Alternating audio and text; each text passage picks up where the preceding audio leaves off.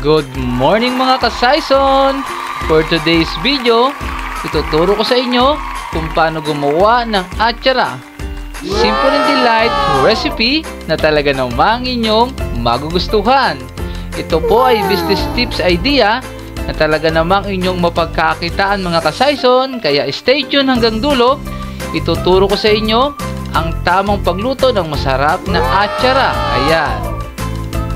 Ito ang aking mga nagawang atsara mga ka-Saison. Ayan, bago na rin po ang ating food label logo ng ating atsara. Ayan, ang ating mga product, food bottles, yema spread, ginataang santol, at atsara. Yung adobong tahong po, wala pa kasi akong stocks kaya hindi ko nasama sa aking pictorial picture. Ayan mga ka-Saison. Good morning mga ka-Saison TV! For today's video, tuturuan ko kayo kung paano gumawa ng atsara. Business negosyo tips idea na talaga namang inyong magugustuhan at inyong mapagkakakitaan mga ka-Saison. Ito pong recipe na atsara ay recipe ko na o business ko na since 2016 pa. Kaya naman, panigurado itong recipe na ito. Sigurado magugustuhan nyo mga ka-Saison. Mga ka-Saison, kamusta na nga po pala kayo? Pasensya na nga po pala, medyo natagalan bago ko po i-upload itong video ko ng atsara. Alam nyo naman po na ako po isang BPO employee. So, medyo busy po talaga ako. So, ganun pa man, ako pa rin po patuloy na gumagawa ng mga videos, tutorial, food battles tutorial para po mapagkakitaan ng ating mga kababayang Pilipino. Maraming salamat po mga ka-Saison sa patuloy niyong panonood ng aking videos. At mga ka-Saison, yung aking po palang madalas pinapanood ninyo, alam ko po yun, yung yema spread. So, ngayon po naka 1.8 views na po siya sa YouTube. Maraming salamat po mga ka-Saison. At mga ka-Saison, ito pong aking pong susunod na recipe after po na itong atsara ay kare-kare. Alam ko mga ka-Saison, maraming mahilig sa kare-kare. Ito pong paggawa ng kare-kare, naging negosyo ko rin po ito. Dito po nagsimula yung aming food party tray business. Kasi po nung time po nung pandemic, gumawa po ako ng 10 tab.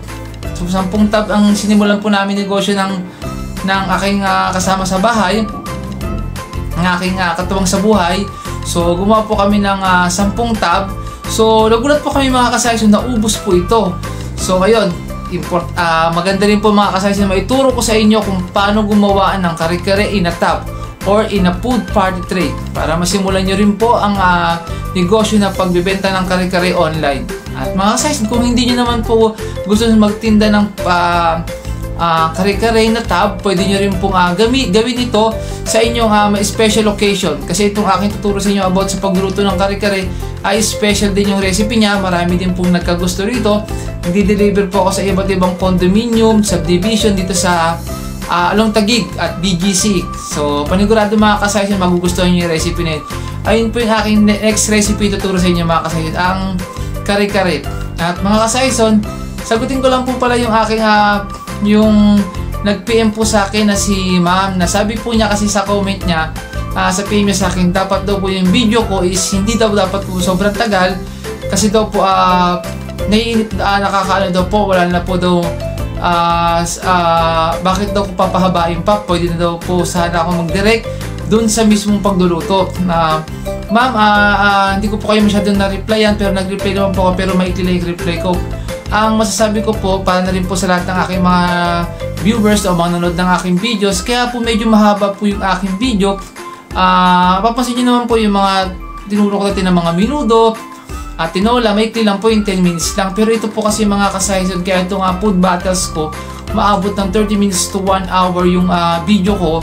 Kasi kailangan ko po talagang ituro sa inyo step by step. So hindi ko po siya pwedeng pa-explain kasi baka may makakaligtaan po ako. Ibang-iba po siya mga ka-Saison sa ang process nitong food battles compare po dun sa ulam lang, yung pagluluto lang sa bahay. Kasi ito po, kailangan po talaga ng nasunod po yung step by step kasi mahirap po pag na-contaminate or hindi nyo po masunod yung procedure ng paggawa ng food battles, maaari pong hindi po tumagal yung expiration niya. at hindi po ganun kasarap. So ayun po, yun po yung reason nun kaya matagal po yung mga video ko about food battles. Yun naman po, nagpapasalamat din po ako sa feedback nyo ma'am, pero yun po yung sagot ko sa mga video ko sa food battles. Hindi ko po talaga siya pwedeng paikliin kasi nga po negosyo business idea po siya. Paumanhin po sa mga kung medyo pumahaba yung video ko, pero sa mga nagtsatsaga pong tapusin yung video ko, maraming salamat mga kasayson. At ayun po, sana ma'am patuloy mo po akong suportahan sa mga nag-PM po kasi sa akin si ma'am. Hindi ko na po may mention yung pangalan niya, pero yun ma'am, na-appreciate ko po yung pag-feedback niyo sa akin at panonood niya ng aking videos. At mga kasayson, mamaya po pala sa dulo ng video, ituturo ko sa inyo yung kung ano yung mga kikitain nyo sa pagbibenta ng atsara, kung magkano yung magiging puhunan, magkano yung kikitain nyo po. So sa dulo ko na po ng video ilalagay. Ito po intro ko lang po kasi saka nga pala mga kasayson, meron ako nabili sa online shop. Ito kailangan ko itong gustong bilhin, pero ngayon ko lang siya nabili. Mura lang din pala siya. So ayan, ito siya. Ito panglagay ng price sa ating mga food bottles. Maganda pa sa kanya, pwede mo kang pumili, pwede mo siyang baguhin kung price ang gusto mo or expiration. Pero ako, hindi ko siya gagamitin para sa price kasi may mga reseller din ako ng mga food bottles. So, gagamitin ko ito pang lagay ng expiration. So, ito siya. Nagamit ko na siya. Ayan. Ayan. Hindi na siya makita pero nilagay ko na siya dun sa ibabaw. Diyan yung expiration niya. Ang maganda dito, pwede mong baguhin yung date. Diyan. Pipihit-pihitin mo lang. Mamaya ituturo ko sa inyo kung paano siya gagamitin sa may bandang dulo ng video. Ayan, maganda rin to. Malaking bagay din to sa pagpa-food bottles nyo. Saka yung price niya pala, wala pang 200 pesos, nasa 165 pesos lang. So, ayan. Akala nyo mahal, di ba? Pero mura lang, 165 pesos lang pala. Dapat pala noon pa ako bumili nito. Sayson, ito, ipapakita ko sa inyo mga kasayson, ito aking atsara. Ito. Nagawa kong atsara. Ayan. Tapos, sayang lang mga kasayson, ito naman yung ginatang santol. Ayan. Ayan. Ayan, ito naman yung yema spread. Ayun nga mga kasayson, medyo mahaba yung video natin kasi kailangan ko talaga step by step.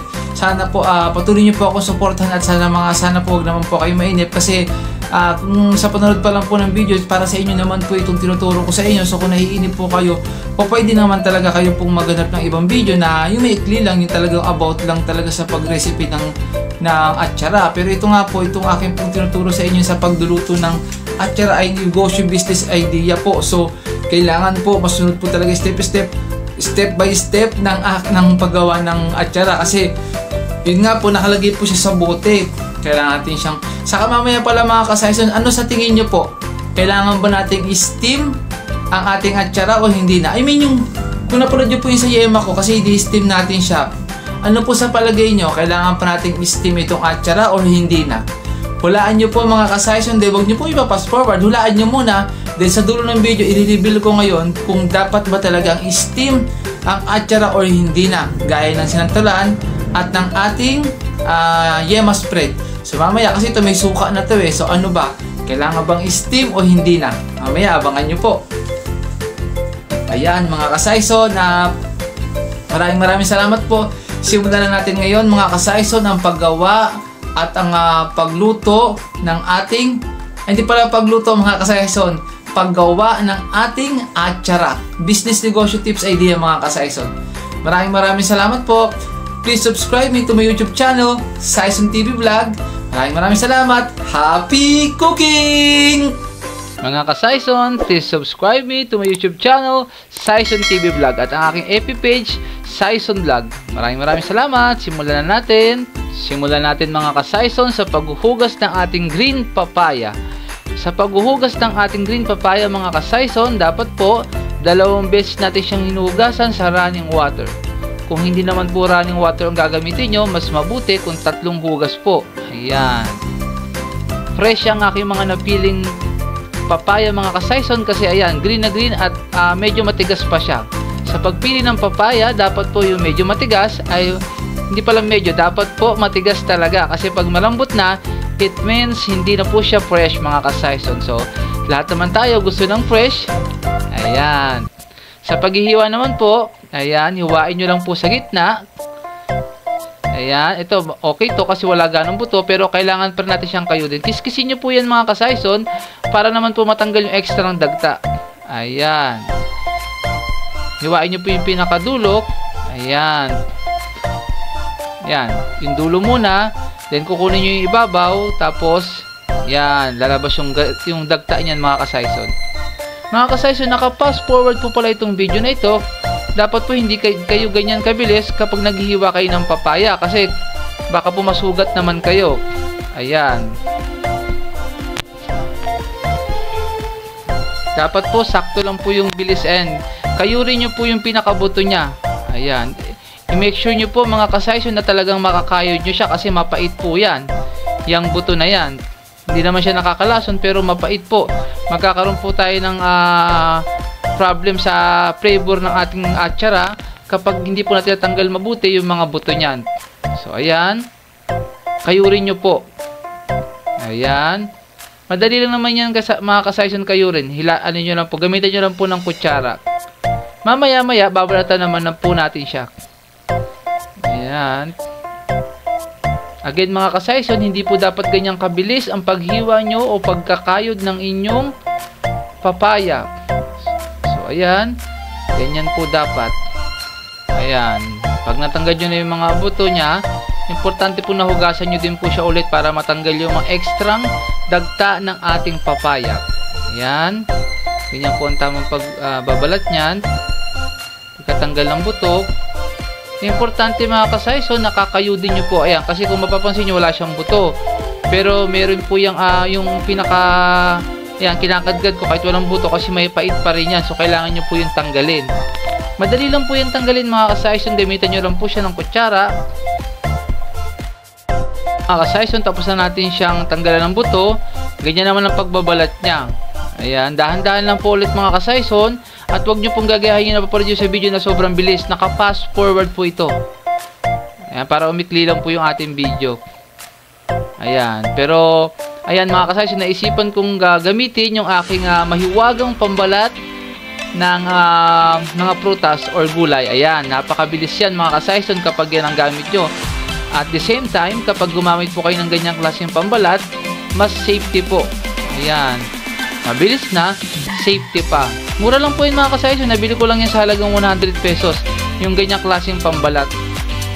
So ayan, kung kakaririn nyo po ang paggagawa ng atsara, importante na ganito ang pambalat nyo para makabawas po sa time consuming sa paggawa ng ating mga atsara.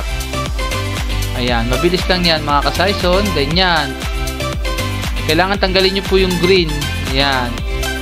Yan, sa idea nyo. Pero sakto na yun mga ka-Sison pag gumamit po kayo ng ganyang klaseng pambalat. Sakto yan. Hindi nyo na kailangan tansyahin. Ayan. Maya-maya naman po, pipigaan naman natin itong ating mga nabalatan na green papaya. Ay, ano pala mga ka-Sison, kakadkadin muna pala natin bago natin siya pigaan. Ayan. Ganun lang po. Ayan, yung kukunin po natin pangkayod, yung medyo pino. Hindi yung sobrang pino, yung sumunod po sa pinakamaliit. So, ayan.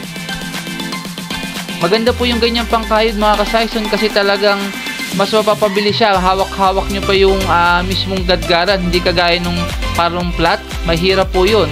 Na-tested ko na po yung kung gaano ka-convenient pag ganitong klaseng gadgaran ang gamit po ninyo. Maganda po yan kasi talagang siya, mas mapapabilis. Mura lang po yung ganyang gadgaran mga ka-Sison. Nabili ko yan sa halagang 200 pesos. Ayan, pero sulit yan, matibay po yan at madali pong hugasan. At mga ka-Sison, yung ganito palang klaseng gadgaran, kung gusto nyo talagang karirin ang paggawa ng ating atsara, meron po palang nabibili sa online shop na ganitong, hindi yung ganyan din po siya kapino, pero automatic mas mapapadali kasi mas parang maliit na machine. Iikutin nyo lang po siya, then mas mapapabilis po ang inyong paggadgad, lalo na po kapag maramihan. Again mga ka-Sison, dahan-dahan lang po yung paggadgad nyo. Huwag nyo pong bibilisan, naka-fast forward yan kasi baka masugatan po kayo. After po, pipigaan naman po natin siya mga ka-Sison. Ayan, nilagyan ko po siya ng 3 kutsarang asin para mapigaan po natin ang ating atsara. Ayan, again mga ka-Sison, 3 kutsarang asin. Ayan, naglagay din po ako ng plastic gloves. Sa pagbili naman po ng plastic gloves, mura lang po yan. 30 pesos or 35 pesos isang pack, 100 pieces na po. So maganda rin kapag gumagawa po kayo ng inyong mga food bottles business, bibili po kayo ng ganitong klaseng plastic gloves. Ayan. Mas maganda po siyang gamitin. Ayan, lalo pag gumagamit tayo, nagpipiga po tayo. Ayan, dinoble ko po siya para hindi po mabutas ang ating plastic gloves. Ayan. Mamaya pala mga ka-Saison, huwag nyo itatapon yung pinagpigaan nito basta-basta kasi yung pinagpigaan po niyan, kailangan natin makuha yung sukat niyan kasi dyan po tayo magbabase ng lalagay nating suka. Again mga ka-Saison, yung ating pinagpigaan po nitong ating green papaya na may halong asin, huwag nating itatapon kasi kailangan po natin siyang masukat para ma-make sure po natin yung tamang suka na ilalagay natin sa paggawa ng pickling solution. Ayan. Yan, pigain nyo pong mabuti para talagang ma-make sure nyo na matanggal talaga yung katas ng ating green papaya kasi may mga extra dagta po yan. Again mga ka-Saison, huwag nyo pong itatapon ang ating pinagpigaan ng ating, ayan, sinasala ko na po. Ayan. Hindi na po natin gagamitin yung sabaw na yan. Actually, kailangan lang talaga natin siya makuha yung tamang sukat niya kasi po, dyan tayo mag-base ng gagamitin nating suka. Ayan. Nakita niyo po yan, isang mangkok at 2 tasak. Yan po yung sukat ng ating magiging pickling solution sa ating atsara mamaya. Ayan. Mga ka-Saison, yung ating bagong food label. Mga ka-Saison, bago po natin simulan yung paggawa ng paglagay ng mga ingredients ng ating atsara, kailangan po muna natin linisan yung ating mga bottles. So ipapakita ko po ngayon mga ka-Saison kung paano po dapat hinuhugasan yung ating mga food bottles. So kailangan po ganito pong procedure ang paghuhugas nyo ng ating mga food bottles para mas panigurado po natin na malinis malinis ang ating mga food bottles, mga ka-Saison. So dapat po sundin nyo rin po itong step by step na ituturo ko sa inyo, mga ka-Saison. Naka-fast forward naman po siya hanggang sa pagpupunas, hanggang sa pag-steam, mga ka-Saison. So ayan po, simulan na po natin ang paghuhugas ng ating mga food bottles na gagamitin sa ating atsara.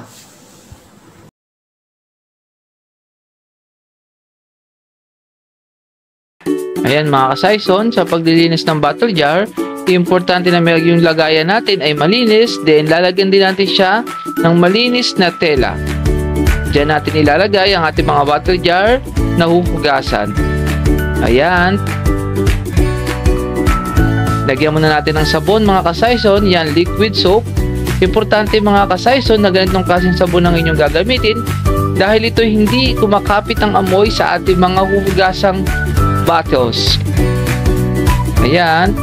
Kahit anong brand mga ka-Saison, basta ganyang klase kasi yun nga, hindi siya matapang ang amoy. Ayan. Tapos mabula pa siya. Tapos yung sponge mga ka-Saison na gagamitin nyo, make sure na bago. Huwag yung gagamitin yung luma na o yung nagamit na ninyo ng matagal. Kasi mga ka-Saison, kailangan nating ma-maintain yung cleanliness ng ating bottle jar. So, ayan. Bagong sponge ang gagamitin nyo. Yung sponge naman na yan mga ka-Saison, nagkakalaga lang siya ng 10 pesos to 20 pesos. Ayan. Isa-isa na natin sasabunan na maigi sa dulo. Ipasok natin yung sponge. Kuskusin natin mabuti. Ayan. Ulit ng mga ka-Saison ang paglilinis ng ating bottle jar.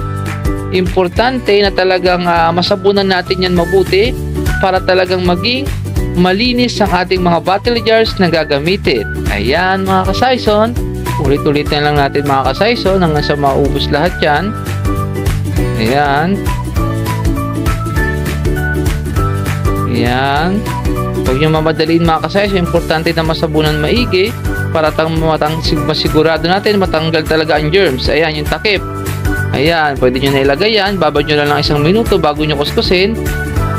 Ayan. Sa takip, madali lang linisin yan mga ka-Saison. Isang saglit lang. Kasi yan, malinis din. Tapos hindi naman siya bottles. Kuskusin nyo lang. Ayan. Ganyan lang. Simple lang paghugas ng ating mga takip. Tapos na agad mga ka-Saison. Ang pagbabanlaw niyan mga ka-Saison, 3 ulit. Pwede ring 4, depende sa inyo. Kaso yung water ko naman malakas. So 3 banlaw lang yung ginawa ko dyan. Ayan. Maya-maya i-steam naman natin siya mga ka-Saison. Ayan. Inuna ko ng banlawan yung ating mga takip kasi hindi masyadong masabon. Ayan. Simple lang po. Ayan. Again mga ka-Saison, 3 banlaw yan. Hindi ko lang mapakita ng lahat yung pagbabanlaw ko dyan, pero 3 banlaw yan lahat mga ka-Saison para ma-make sure ko or natin na talagang malinis at walang amoy sabon ng ating mga gagamiting bottle jars. Yan. Itayo natin. Dapat nakatayo siya mga ka-Saison, nakataob siya mga ka-Saison para talagang tumutulo siya. Mas madali natin mapunasan mamaya. Ayan yung aking pinakulong mainit na tubig. Yan, inuna ko na yung mga takip. Sa paglalagay na pagpapakulo or pag-i-steam mga ka-Saison ng ating takip, dapat po mabilis lang. 3 to 5 minutes lang po kasi kapag binabad nyo ng matagal yan, pwede pong ma-deform ang ating mga takip. So again, ang pagpapa-steam ng ating mga takip, 3 to 5 minutes lang po. Ayan, kasi malinis naman po yan. Kailangan lang natin ng daglagyan, gamitan ng extra cleanliness. Ayan, sa baso naman mga ka-Saison, ganun din. Pwedeng 5 minutes or 8 minutes nyong ibabad yung mga baso kasi para talagang ma-make sure natin na malinis. Again, pwede siyang 5 minutes, pwede rin naman siyang 8 minutes. Ayan. Ayan. Paulit-ulit ang mga ka-Saison hanggang sa ma-steam natin lahat ang ating mga bottles. Ayan. Mamaya pupunasan naman natin yan mga ka-Saison. Ayan. Ganito naman ang pagpapunas mga ka-Saison ng ating mga bottles jar, ng ating mga takip pala. Ayan. Kung mapapansin nyo, tinataktak ko siya. Ayan. Kasi mayroon yan sa gilid, may tubig yan. So mga ka-Saison, bago ko pala siya punasan, pinatulo ko siya ng at least 2 hours para naman hindi na ako mahirapan sa pagpupunas. Kumbaga, konti na lang yung mga na-excess water sa ating mga bottles. Importante kasi mga ka-Saison na talagang walang extra water sa ating mga bottle jar. Kasi food ang ating ilalagay dyan. Ayan. Punasan natin. Mabilis na naman magpunas yan mga ka-Saison. Kung mapapansin nyo po, meron akong tela. Ayan, may tela akong ginamit na puti. Malinis yan mga ka-Saison. In-air dry ko lang yan. Tapos ayan, nakipansin nyo yung kamay ko, meron pa akong plastic, hand plastic. Yan, para talagang pag hinawakan ko yung ating mga na-sterilize, ma-make sure natin na malinis. Yan, maya rin ako nag-alcohol mga ka-Saison. Para paghawak ko sa mga bottle jar, ayan, naglalagay, pero nyo mga ka-Saison, nag-alcohol na ako, naglalagay pa ako ng hand cover, plastic hand cover. Ayan. Kasi importante talaga mga ka-Saison kapag nagumagawa tayo ng mga foods, food bottle or kahit anong food, kailangan ma-maintain natin yung cleanliness. Ayan, para na rin sa shelf life at safety ng ating mga customer. Sa baso naman, ipasok nyo lang yung mismong tela. Pagkapasok nyo, yan, punasan nyo lang. Mabilis na punasan mga ka-Saison ng ating glass. Kasi po, pinatulo natin siya ng 2 hours. Actually, hindi naman siya kailangan 2 hours ang pagpapatulo. Kahit 1 hour lang. Pero ako, pinapatagal ko ang pagpapatulo para mas madalian lang ako sa pagpupunas ng ating mga bottle jar. Ayan.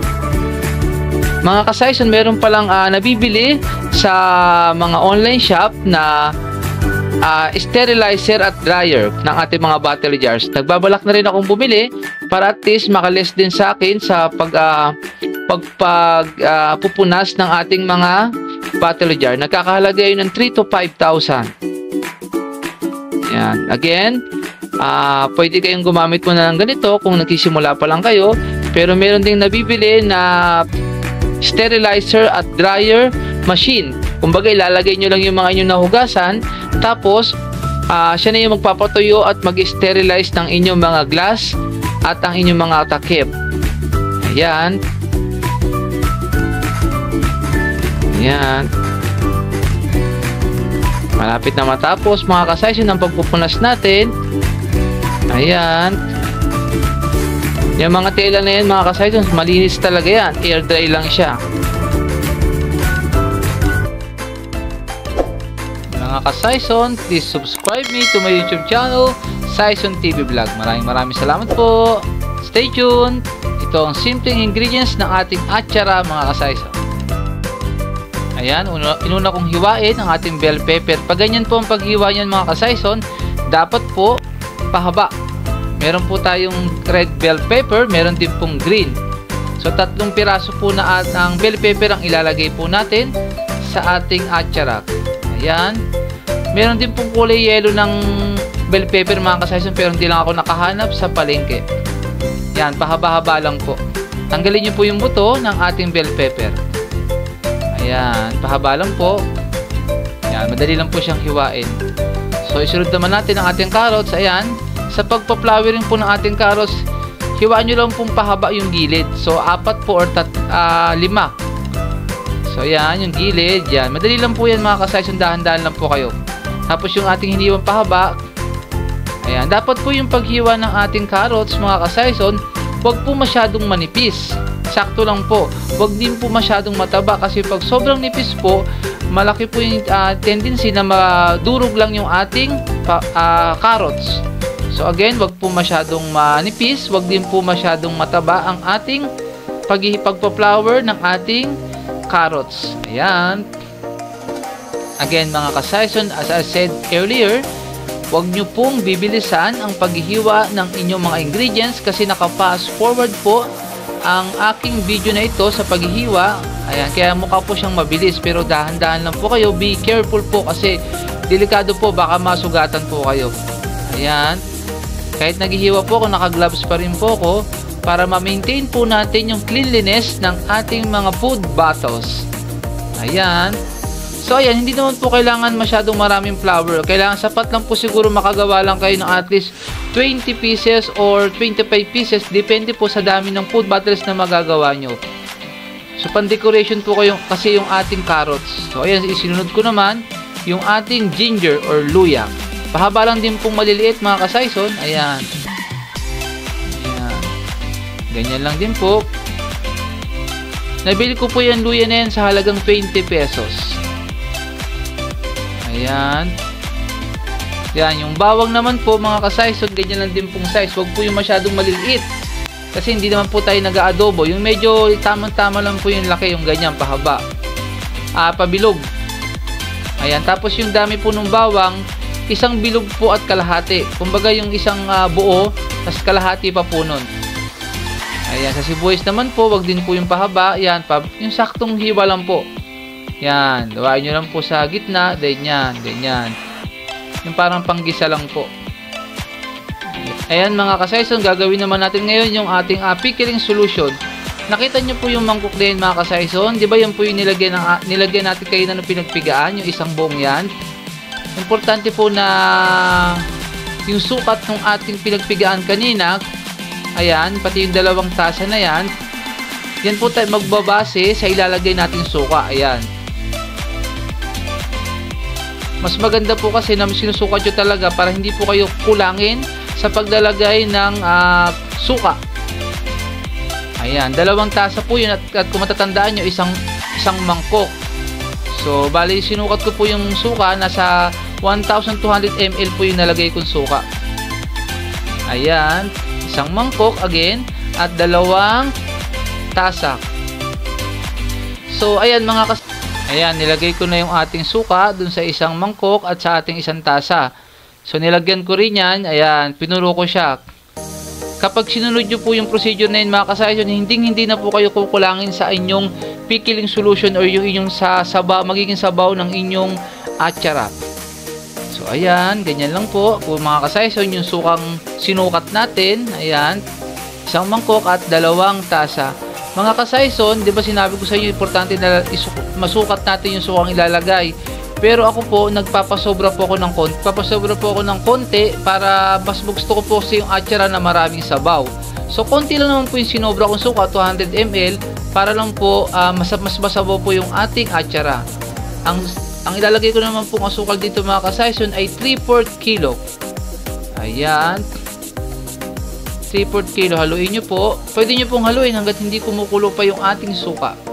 So, ayan. Hindi ko muna po nilagay lahat yung 3/4 kasi hinalo ko muna siya. So, ayan. Yan. Bali, 3/4 po yung sukat ng aking nilagay na sukal.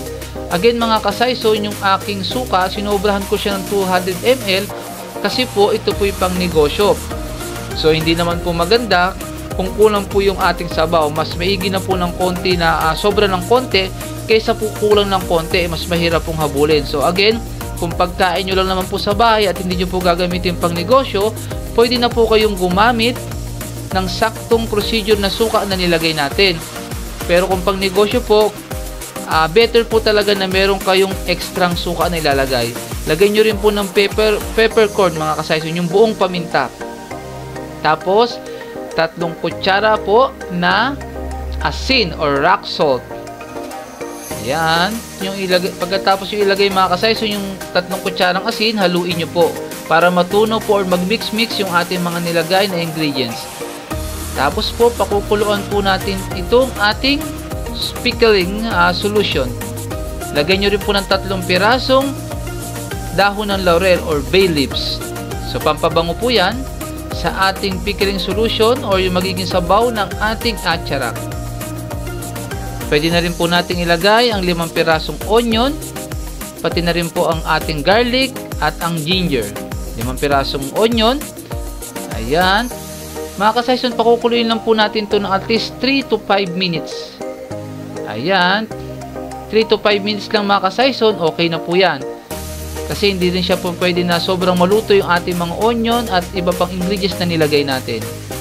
Ayan, after 3 to 5 minutes, luto na po yan. Ayan, ipag-mix naman natin yung ating mga recado, mga ka-Saison. Unahin natin yung bell pepper at carrots. Ayan, pagsama-samahin na po natin siya. Tapos, haluin po natin. Ayan. Dahan-dahan lang pong paghalo. Again, naka-fast forward po yun, mga ka-Saison. Ayan, ganyan dahan-dahan lang po kasi baka maputol-putol naman siya kapag sobrang minadali nyo ang pag-mix-mix.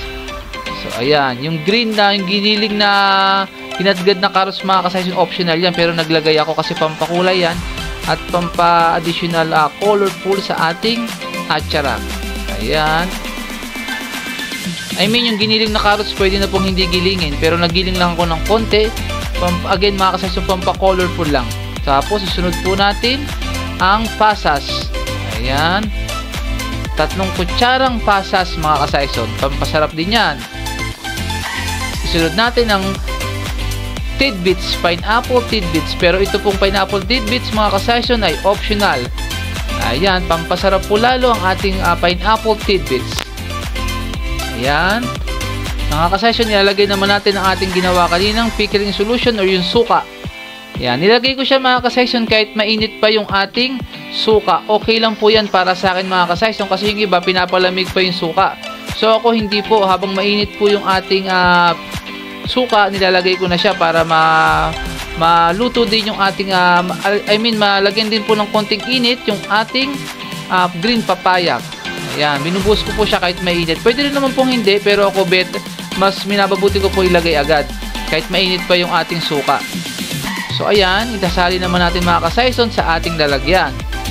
Ayan, mga ka-Saison, sinasalin ko na sa ating batos. Mga ka-Saison, please take note of this information. Huwag nyo pong ilalagay sa ating food bottles ang ating atchara, mga ka-Saison, kapag mainit pa. Again, mga ka-Saison, huwag nyo pong ilalagay sa food bottles or sa bote ang ating atchara kapag mainit pa. Importante po na mapalamig natin ang ating atchara at least 30 minutes to 1 hour. Kasi po baka mag-moist po siya sa loob or yung init ng ating atchara makukulob siya. So dapat po pag nagkasalin tayo sa ating batos, wag nyo po siyang ilalagay ng mainit pa. So ayan, ilagay po natin again, mga ka-Saison, palamigin nyo po na at least 30 to 1 hour. Mabilis lang po lumamig yan, mga ka-Saison, kasi po hindi naman natin siya sinalang sa apoy. So ayan, siksikin nyo po. Yung pula na pansiksik ko, mga ka-Saison, sa ating food bottles, nabili ko po yan sa online shop. Mura lang po yan, kasama yung ating, ayan, yung imbudo. Napakalaking bagay po kapag meron kayong ganyang klaseng equipments kapag nagpo-food bottles kayo, kasi mas mapapadali po ang inyong trabaho. Then yung carrots po, kung napansin nyo, kumukuha ko ng paisa-isa, tapos nilalagay ko dun sa gilid ng ating batos para may design po. So ayan. Tapos tandaan nyo rin lalagyan ng konting, dalawa po yung sandok ko. Kung meron po akong pansandok sa atsara, meron din po akong pansandok ng sabaw. Although yan sinasali ko pong yan, yung mismong atsara, may sabaw na yan. Pero minabubuti ko po na salinan pa rin sa ibabaw ng ating, kumbaga yung sabaw ng ating atsara. Ayan mga ka-Saison. Ganyan lang po ang pagkasalin. Kaya kung mapapansin nyo, fast forward po ito mga ka-Saison, dahan-dahan lang po yan. Nilagyan ko po sa gilid ng ating carrots na flower style para maganda po. Ayan. Huwag nyo po pala isasama mga ka-Saison yung laurel. Hindi nyo na po kailangang isama yun sa butter. Sitapon nyo na po yun kasi pampabango lang naman po yun. Hindi naman po siya nakakain. So ayan. Ayan.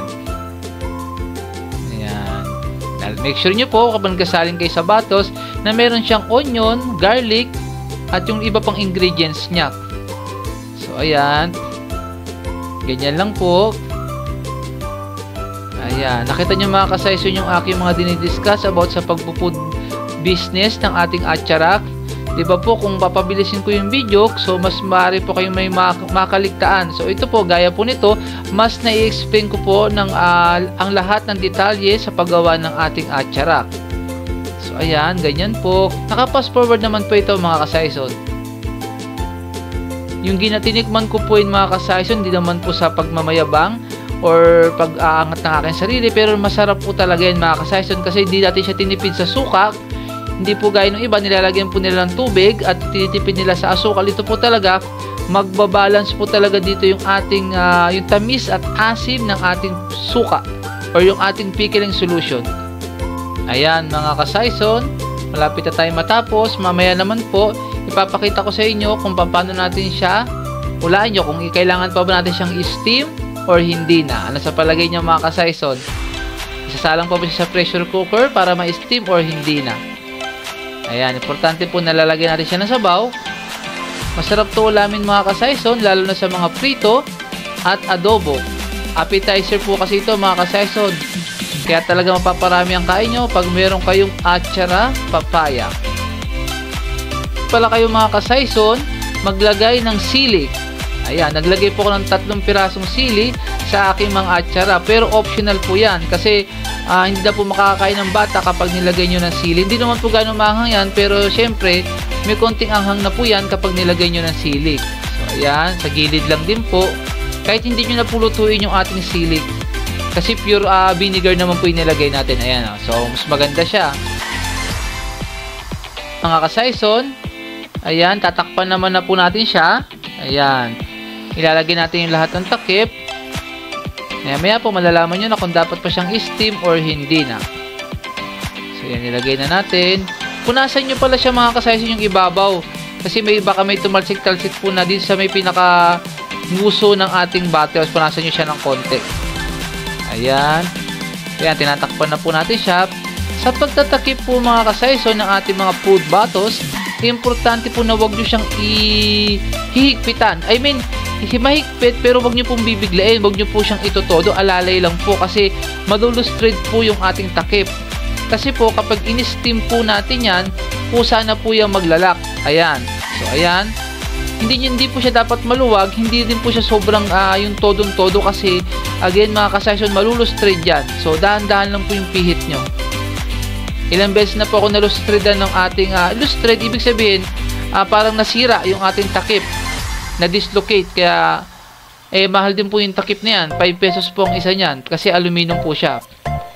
Alalay lang po sa paglalagay ng ating takip. So yan, dahan-dahan lang po yung pihit. Nasabi ko na pala mga ka-Saison, nasabi ko na pala na kailangan natin siyang i-steam. Ayun po yung sagot mga ka-Saison. Para sa akin at ang aking procedure sa paggawa ng atchara, ini-steam ko po ng at least 15 minutes. Ayan, nasabi ko na po kasi kanina, kasi importante po pag food butters talaga na ma-steam siya. Although suka po ito, ayan, bibilangin lang po natin, 18 pieces po siya mga ka-Saison. So ayan mga ka-Saison, nag-ready na tayo para i-steam siya. Ayan. Ilagay muna natin yung ating panlagay sa ating pressure cooker. Hindi po pwede po mga ka-Saison na wala kayong ganyan, yung parang screen. Hindi na po steam yan pag di nyo po siya nilagay ng ganyan. So, lagay nyo po siya. Ang purpose po mga ka-Saison ng ayan ganyan na pag-steam ng ating food battles para mamatay po yung mga extrang microorganism na hindi dapat malagay sa ating atsara. At saka pampatagal po ng ating shelf life. At ilalak niya din po mga ka-Saison yung pinakatakip niya. So, iba-vacuum niya po yun. So, importante po na pressure cooker pa rin po natin ang ating atsara. 15 minutes lang po mga ka-Saison sa pag-start po ng timer niyan. Dapat po yung kumukulo na siya bago nyo siya ta-timeran ng 15 minutes. So, ayan, after 15 minutes mga ka-Saison ng pag-steam, ayan, ay papakita ko po sa inyo na wala naman po naging problem sa ating atsara. Mas gumanda pa po siya kasi ayan, naluto po na yung ating suka.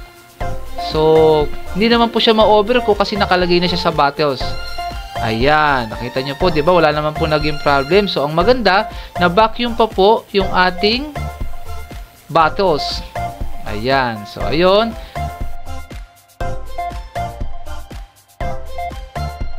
Lalagyan naman natin mga ka-Saison ng sealed. Ayan, lagyan nyo sa ibabaw.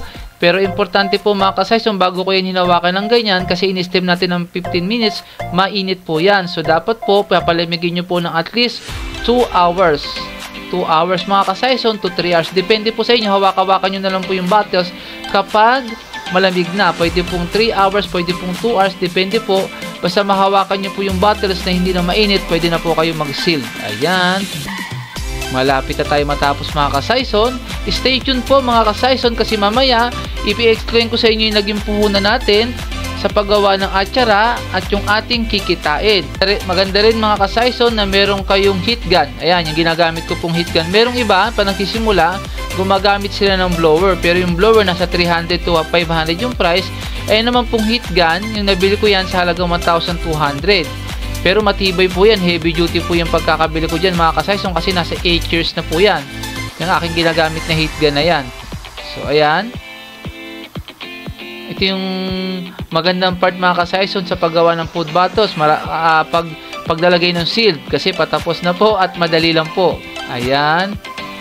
Ang challenging part lang po sa paggawa ng ating atsara ay ang paggadgad. So again, meron na po nabibili na paggadgad sa ating mga papaya kung ayaw nyo pong medyo mahirapan. So ayan, mahal nga lang po yun, nasa 3 to 5,000 po yun, yung automatic na paggadgad sa ating papaya. So ayan, ganyan, ikutin nyo lang po. Make sure pala mga ka-Saison, pag naglagay kayo ng sealed, ayan, yung may pinaka plastic yan, kailangan nasa ibabaw po yun kasi dun yung pinaka bukasan niya. Ayan, di po galang-galang makita sa video. Ayan, tapos na mga ka-Saison. Okay na, so ayan, nag-alcohol muna ako. Hindi na ako nag-plastic gloves mga ka-Saison kasi maglalagay naman tayo ngayon ng ating magandang food label sticker. So yan, tignan nyo lang po yung guhit. Saka nyo po siya ilagay. Tapos hilain nyo pa, ikot. So ayan. Yung sticker food label ko po mga ka-Saison, medyo mahal siya, pricey. Nagkakahalaga po yun ng 10 pesos ang isa. Ayan. Again, isentro nyo lang po sa gitna. Tapos ikutin nyo. Ayan, tignan nyo po yung paglagay ko. Diretso-diretso. May guhit po yun mga ka-Saison.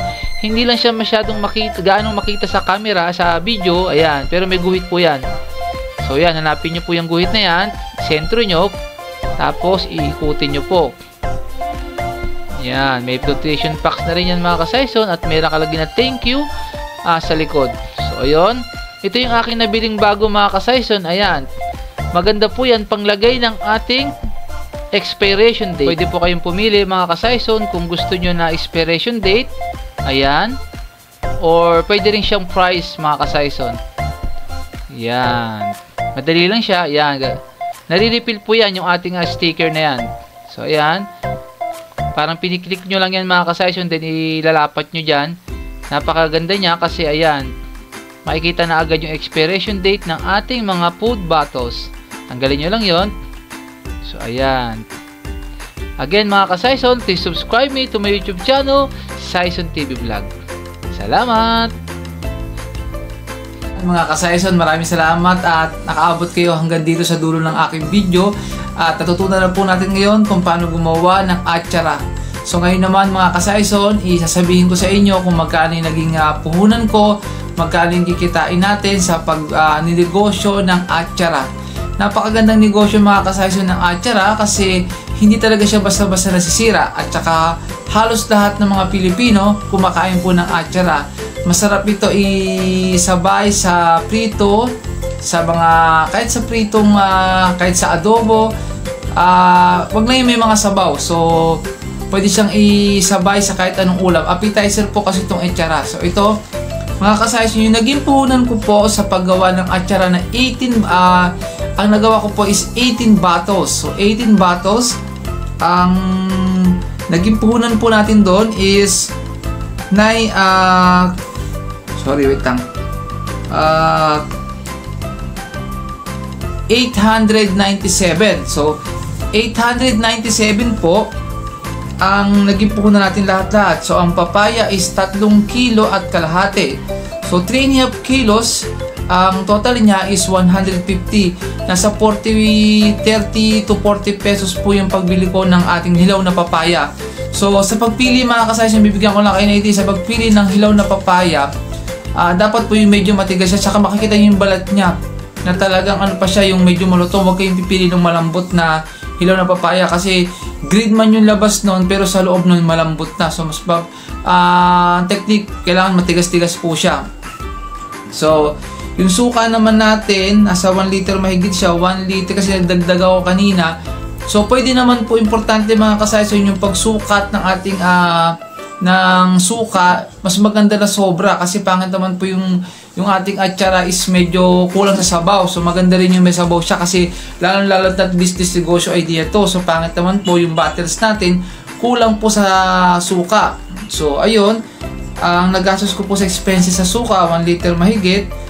Saison yung atin ng mga suka ay 60 pesos. So 3/4 po yung nilagay ko. Maganda po kasi mga ka-Saison na talagang huwag nyo siya titipirin sa asukal kasi pag tinipid nyo po sa asukal, hindi mababalance yung asim niya. So kailangan po, ayun, pwede namang bawasan nyo ng konti sa 3/4. So pwede naman siyang 500 kalating kilong asukal lang. Pero sa akin kasi hindi ako nagdaya ng ibang gumagawa ng atsara. Pwede rin naman po yung kanya-kanya naman po recipe, pero ako galintisado talaga. Purong suka yung nilalagay ko. Kasi pagka purong suka, yun nga, food butter siya. Kailangan talaga, mas make sure po natin na mapatagal natin yung food butters. Kasi at least hindi man siya mabenta ngayong ganitong araw, mabibenta siya sa susunod na mga araw pa. Suka ay 60. Pasensya na mga ka-Saison ha. Namiss ko kayong kakwentuhan. So, ayan, marami na naman ako sinasabi. Ibig sabihin ko na lang yung puhunan, may mga sinisingit pa ako kasi paumanhin ko mga ka-Saison. So ayun, asukal 60, carrot 60 pesos. Nabili ko po ito yung tagbi 20-20 na tumpok-tumpok. Yun po yung binili ko, kaya pwede na rin po siguro na at least lang 40 pesos na parami po kasi yung carrots ko. Pero maganda rin yun, mas magiging makulay yung inyong carrots. Gasino ba naman yung dagad lang kayo ng 20 pesos, pwede na po yun. So kung gagawa kayo ng 3 kilo at kalahati na papaya, pwede na pong 40 pesos. Pero yun nga po ang nalagay ko, napansin ko kasi medyo madami yung carrots ko. Ayun, 60 pesos po yung nalagay kong carrots. So sa bell pepper naman po, 40 pesos. Nagkakahalaga po yung bell pepper ng 12 pesos. So 3 po yung nilagay ko. Pwede rin naman po 2 lang. Ako kasi mas gusto ko talaga yung may green tsaka may pula. Sana nga sayang hindi pa ako nakita ng yellow na bell pepper. Mas maganda sana yun kasi mas matingkad yung ating atsara. So bell pepper 40, sibuyas 20 pesos. Yung sibuyas po na nilagay ko, 5 piraso. Yun po, okay na po yun kasi mas maganda po yung huwag nyo rin po tipirin sibuyas para mas malasa po yung ating atsara. So 20 pesos, parang nasa 5 piraso po yun na medyo malalaki. Ay tamang laki lang po pala. Tapos bawang naman po 10 piso. Parang ano siya, 1 gloves at kalahati yung nilagay ko. So ganun po kasi ako pa nagluto, hindi ko tinitipid sa ingredients. So, bawang 10 piso, 1.5 po yung nabilog. Pwede rin pong isang bilog lang, pero ako, ginawa ko po 1.5 bilog. So, sa luya naman, 25 pesos. Yung tamang-tamang laki lang din po ng luya. 25 pesos na luya, pasas 20. Yung pineapple tidbits po, again po, ito po ay optional. Nabili ko po yung sa halagang 50 pesos. Meron din po kasi siyang na-add na flavors yung ating pineapple tidbits. Pero usually po kasi na atsara, wala talagang pineapple tidbits. So ayun, sinubukan ko, kinumpare ko po yung lasa ng may tidbits, pineapple tidbits sa wala. Mas masarap po para sa akin ang may pineapple tidbits, kaya nilagyan ko na rin po. So, 50 pesos po yun. Again, pwede pong walang tidbits. Sa pineapple tidbits, pwede pong meron. So, yung bote po natin, nagkakalaga siya ng 270 pesos. Yun naman po, nabili ko sa halagang 14 pesos. So, times 18 yun, nagkakalaga siya ng 270 kasama na yung parang plastic sa ibabaw niya. So, ayun. Ito.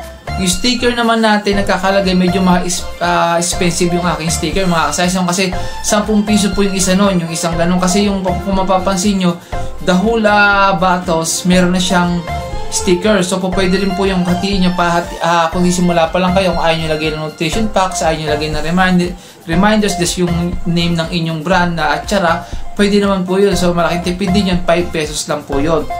So, yung sticker natin is 180. Total po ng ating naging puhunan sa 18 pieces na atsara is 897. 897, simulan po muna nating ibenta sa reseller price. Again, mga kasayson, pag nagbibigay kayo ng reseller price, dapat po 1 box, 24 pieces. Para naman, mas masulit nyo yung pagbibenta. Kasi, dati ko pa tong price, tong 100 pesos. Actually, nabibigay ko pa siya yung price niya since 2016. Yung start ako ito ibenta is 90 pesos. Tapos yung reseller price niya is 70. Pero way back 2016 pa yon. So yung last na pag-ibenta ko nito, bago ko gumawa nitong video na to, binibenta ko na talaga siya sa halagang 120 pesos. And then 100 naman po sa ating reseller price. So ito, ang reseller price po niya is 100 times 18 is equals to 1,800. 1,800 po. I-minus natin yung expenses or puhunan na 897. Ang possible po na maging kita po natin is sa 18 bottles is 903 pesos. Imagine mga kasayso, 18 bottles lang. Hindi na po natin siya ginamitan ng apoy. Naghiwa lang po tayo. Yung gad-gad lang talaga yung medyo challenging part sa paggawa ng atsara. Pero mga kasayso, kung talagang gusto nyo pong karirin ang paggawa ng ating atsara, kung gusto nyo mas papadali, talagang, mas papadali, ulit ako, sorry. Meron pong nabibili na machine, nabibiling machine sa online shop. Yun, kapag bumili kayo doon, nagkakalaga tayo ng meron 3,000, meron 5,000, pero ang dali talaga ng proseso ng paggadgad nyo. Iikutin nyo lang siya, tapos pagkaikot, talagang gadgad na siya. Andun pa rin yung pagbabalat nyo sa green papaya, pero ayun po, gagadgadin na siya, hindi na kayo magmamano-mano, may nabibili nun. So ayun, so 903 na yung kita natin sa 18 pieces pag binenta natin ng 100. Kapag naman binenta natin sa retail price talaga niya na 150 or 120, ako ibibenta ko ito mga kasayson sa halagang 150 pesos kasi talagang masarap tong aking atsara. May tidbits pa, pineapple tidbits pa. So sa 120 times 18, ang magiging benta natin is 2,160.